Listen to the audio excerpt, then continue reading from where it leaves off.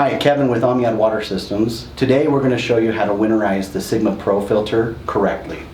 So the first thing we want to discuss is the ADIP. There are two options on the ADIP to winterize it. The first option is to remove the ADIP controller and to store it in a heated area. This can be done very easily by removing the two bolts that are in the back. It's 10 millimeter, and we've removed these bolts off of there. That will make it so that it's free to move, but we have all these tubes connected. So our suggestion would be take a picture of where the tubes are going, or you can also put little markers on each one of the tubes and indicate where they are. So we're going to remove the tubes now.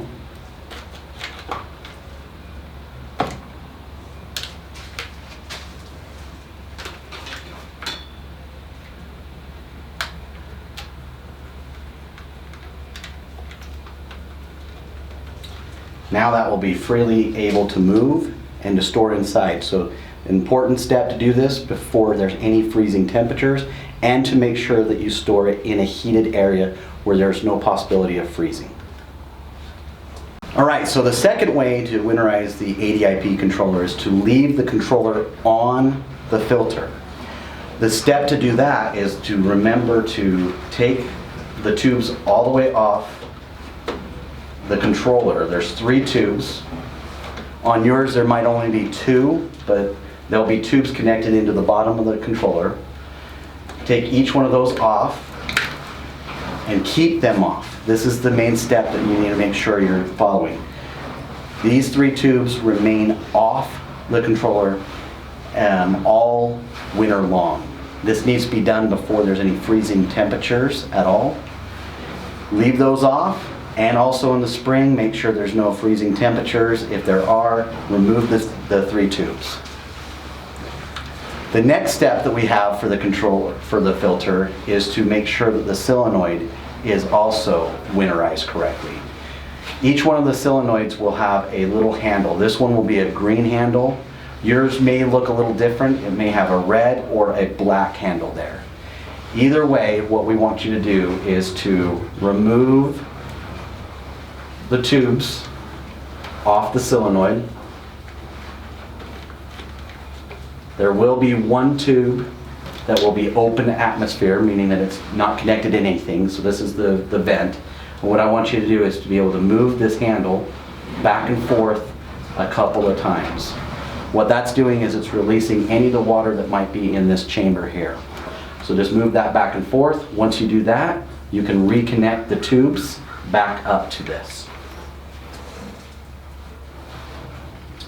So the next step that we have is we want to drain the piston on the filter.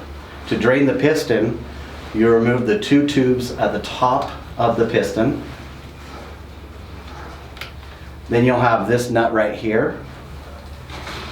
It should only be hand tight, and we just loosen that nut up. You'll have a little bit of water that comes out of the chamber. So we're going to remove that down, put it in a safe spot, and then this is the piston here. So we're going to take that out, and when we take it out, we want to make sure that we're draining the water that's inside of that hollow chamber. If you leave that water in that hollow chamber, that will freeze and break there. So remove all that water, make sure it's empty. You can put the piston back into place and install the cover back. Again, hand tight is good enough on this one. And then you can reconnect the 2 tubes, because now you've got that completely empty of water.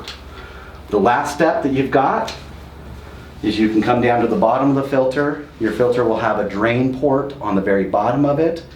Open that drain port and make sure that the whole filter is free of any water.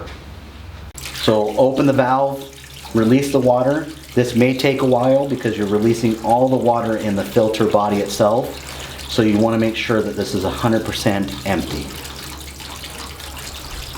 So in summary of winterizing the Sigma Pro correctly, what steps we're going to take is first to make sure we've winterized the ADIP correctly. Either you can store it inside or leave it on the filter.